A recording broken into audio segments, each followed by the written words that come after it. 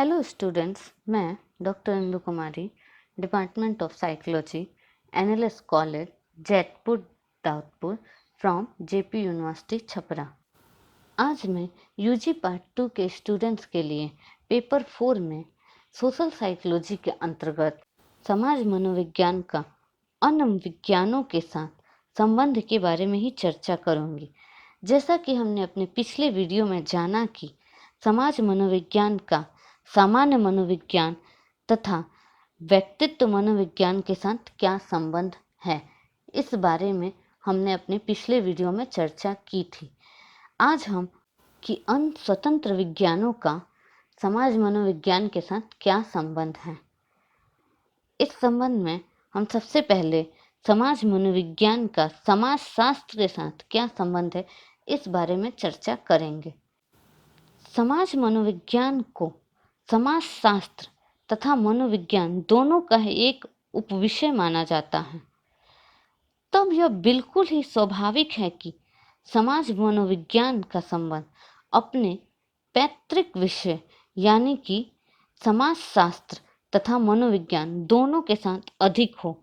वास्तव में समाज मनोवैज्ञानिक अपनी विषय वस्तु का वैज्ञानिक अध्ययन करने के लिए समाज शास्त्र तथा मनोविज्ञान दोनों की ही सहायता लेता है। समाज शास्त्र संपूर्ण समाज का व्यवस्थित एवं क्रमबद्ध अध्ययन करता है। इसमें सामाजिक संरचना तथा सामाजिक संबंधों का अध्ययन किया जाता है। L.F. वॉर्ड ने समाज के वैज्ञानिक अध्ययन को समाज शास्त्र कहा। उसी तरह गिडन्स ने कहा कि समाज शास्त्र समग्र रूप से समाज का क्रमबद्ध वर्णन और व्याख्या करता है। और इन दोनों परिभाषाओं से यह स्पष्ट है कि समाज शास्त्र में समाज का समग्र रूप से अध्ययन किया जाता है। सचमुच में समाज कोई एक अखंड तंत्र नहीं है। इसके अंतर्गत परिवार, समुदाय, नगर, गांव, संस्कृति, सभ्यता, जाति, आर्थिक संस्थाएं, राजनीतिक संस्थाएं एवं भिन्न भिन्न प्रकार की समितियों का समावेश होता है। इस तरह समाज शास्त्र समाज के भिन्न भिन्न पहलुओं का अध्ययन करके एक खास सामाजिक परिस्थिति को जन्म देता है और एक समाज शास्त्री इन परिस्थितियों में भिन्न भिन्न तरह के अध्ययन कर समाज मनोविज्ञान को उनके स्वरूप के बारे में विशेष रूप से वैज्ञानिक जानकारी प्रदान करता है, जिसका उपयोग करके समाज मनोवैज्ञानिक उन विभिन्न सामाजिक परिस्थितियों में व्यक्ति के व्यवहार का अध्ययन करते हैं। इस तरह से समाज शास्त्र समाज मनोविज्ञान को अपनी विषय वस्तु समझने में मदद करता है। दूसरी तरफ समाज शास्त्र जिन सामाजिक संबंधों, अंतःक्रियाओं आदि का अध्ययन करता है, उनका कोई ना कोई मनोवैज्ञानिक आधार जरूर होता है। समाज मनोवैज्ञानिक उन मनोवैज्ञानिक आधारों की विस्तृत व्याख्या कर डिटेल में उन चीज़ों के बारे में बताकर समाज शास्त्र को अपनी विषय वस्तु को समझने में मदद करता है। इस तरह से हम देखते हैं कि समाज में मनुष्य द्वारा की गई अंतःक्रियाओं एवं उनके भिन्न भिन्न तरह के सामाजिक संबंधों को समझने के लिए एक समाज शास्त्री को समाज मनोवैज्ञानिक द्वारा प्रदत्त आंकड़ों एवं सिद्धांतों का सहारा लेना पड़ता है। अतः समाज शास्त्र तथा समाज मनोविज्ञान दोनों एक दूसरे से संबंधित हैं, क्योंकि एक के बिना किसी दूसरे को सही से समझना संभव नहीं है। इन दोनों के संबंध पर मनोवैज्ञानिकों ने टिप्पणी करते हुए कहा, समाज मनोविज्ञान इस तथ्य को स्वीकार करता है कि मानवीय प्रवृत्ति एवं व्यवहारों की एक संतोषजनक व्याख्या के लिए हमें समाज की संरचना, संगठन तथा संस्कृति को समझना चाहिए, जिनसे व्यक्ति संबंधित होता है। इसी घनिष्ठ संबंध के कारण कुछ समाज मनोवैज्ञानिकों ने यह भी कहा कि समाज मनोविज्ञान तथा समाज शास्त्र को किसी भी तरह से अलग करने का प्रयास एक सफल प्रयास नहीं हो सकता। क्रिश तथा क्रेचफील्ड ने इस तथ्य के बारे में अपना विचार रखते हुए कहा, समाज मनोवैज्ञानिक एवं समाज शास्त्रियों को उनके द्वारा किए गए विशिष्ट शोध तथा तथ्यों की प्रकृति और उनकी विचारधारा के सामान्य निष्कर्ष के आधार पर अलग करने का प्रयास निष्फल होता है। कभी यह पूरी तरह से सफल हो ही नहीं सकता, क्योंकि समाज शास्त्र और समाज मनोविज्ञान दोनों एक दूसरे के पूरक हैं। इन समानताओं के बावजूद समाज शास्त्र तथा समाज मनोविज्ञान में अंतर भी है। यह भिन्नता मूल रूप से दोनों विज्ञानों की विषय वस्तु एवं उसके अध्ययन की विधियों से संबंधित है। जैसे समाज शास्त्र के अध्ययन की विषय वस्तु समग्र समाज है, मतलब कि पूरा समाज ही उसका विषय वस्तु है, जबकि समाज मनोविज्ञान के अध्ययन की विषय वस्तु समाज में रहने वाले व्यक्तियों के व्यवहार एवं भिन्न भिन्न तरह की अंतःक्रियाएं हैं। मेयर्स ने कहा कि समाज मनोविज्ञान तथा समाज शास्त्र में दूसरा अंतर इन दोनों विज्ञानों द्वारा अपनाई गई विधियों से संबंधित है। समाज मनोविज्ञान व्यक्ति के सामाजिक व्यवहार से संबंधित समस्याओं का अध्ययन करने के लिए प्रायः प्रयोगात्मक विधि का उपयोग करता है। इस विधि में वे चरों में जोड़ तोड़ करके उसके प्रभाव दूसरे चरों पर देखते हैं और तब दोनों चरों के बीच कारण प्रभाव संबंध के बारे में एक निश्चित निष्कर्ष पर वह पहुंचते हैं। मान लेते हैं, उदाहरण के लिए, एक समाज मनोवैज्ञानिक नेतृत्व की शैली में परिवर्तन करके आसानी से इस बात का अध्ययन कर सकते हैं कि इससे समूह के सदस्यों का व्यवहार किस तरह प्रभावित होता है। परंतु प्राय समाज शास्त्री सर्वे विधि या सहसंबंध विधि कहें या सहसंबंध शोध के सहारे अपनी विषय वस्तु की समस्याओं का अध्ययन करते हैं।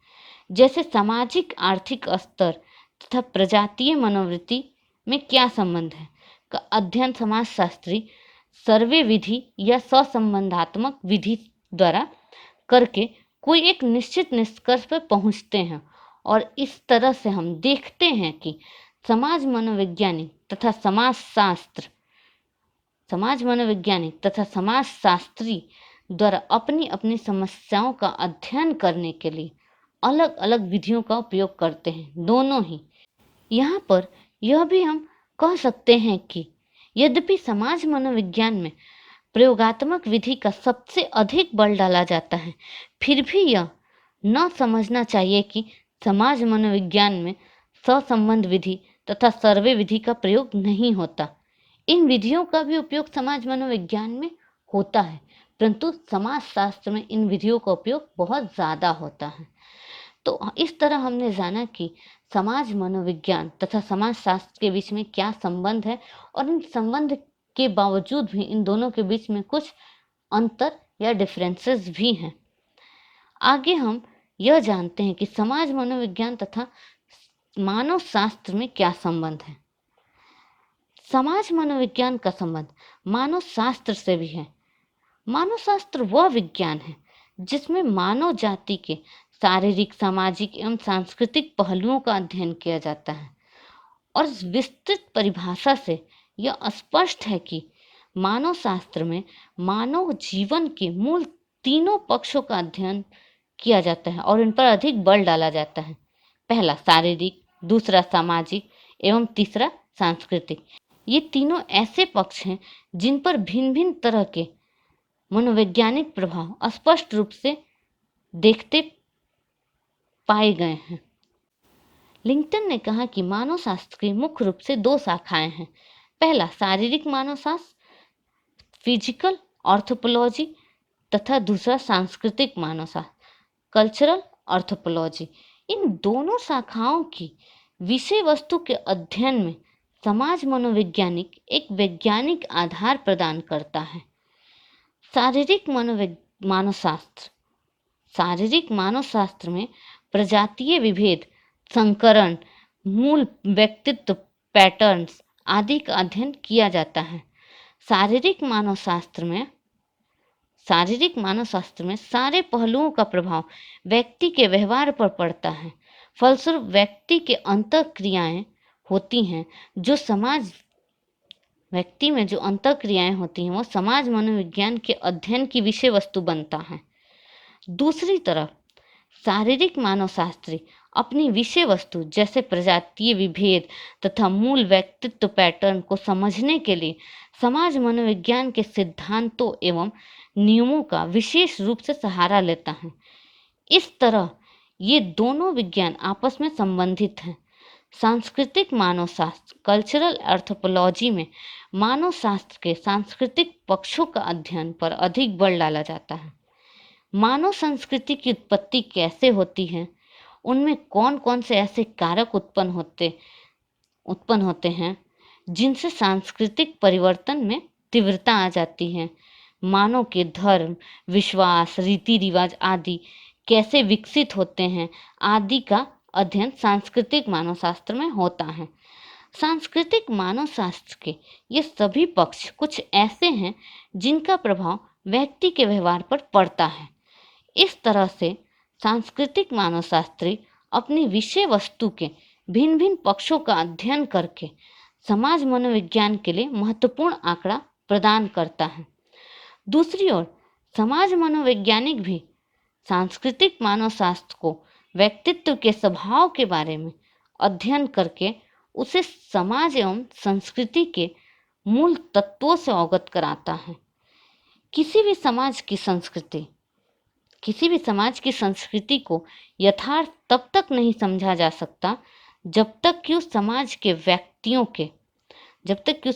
व्यक्तियों के व्यवहार में मूल तत्व को न समझा जाए।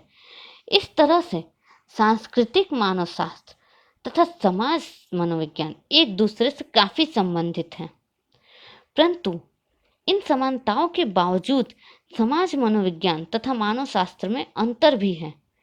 पहला अंतर विषय वस्तु से संबंधित है। मानव शास्त्र में आदिकाल मानव तथा उनके शारीरिक सामाजिक एवं सांस्कृतिक पक्षों के अध्ययन पर बल डाला जाता है, जबकि समाज मनोविज्ञान में व्यक्ति के व्यवहार एवं अनुभूतियों के अध्ययन सामाजिक परिस्थिति में किया जाता है। दूसरा अंतर विधि से संबंधित है। समाज मनोविज्ञान में मूल रूप से प्रयोगात्मक विधि द्वारा ही व्यक्तियों के सामाजिक व्यवहार का अध्ययन होता है, जबकि मानव शास्त्र में विषय वस्तु के अध्ययन करने के लिए मानव शास्त्री या शोधकर्ता को उस समुदाय में रहना पड़ता है जिसका वे अध्ययन कर रहे हैं। समुदाय में रहकर मानव शास्त्री समुदाय के व्यक्तियों के रीति रिवाज धर्म विश्वास आदि का प्रेक्षण करते हैं, ऑब्जर्वेशन करते हैं और उसका एक अभिलेख रिकॉर्ड करते हैं। तो इस तरह से हमने देखा कि समाज मनोविज्ञान तथा मानव शास्त्र के बीच में भी काफ़ी गहरा संबंध है, परंतु इन संबंधों के बावजूद में दोनों के बीच में कुछ बातों पे मतभेद भी हैं। और भी विज्ञान हैं जिनके साथ समाज मनोविज्ञान का संबंध पाया जाता है। उन सारे विज्ञानों की चर्चा हम अगले एपिसोड में करेंगे। आज के लिए इतना ही। धन्यवाद।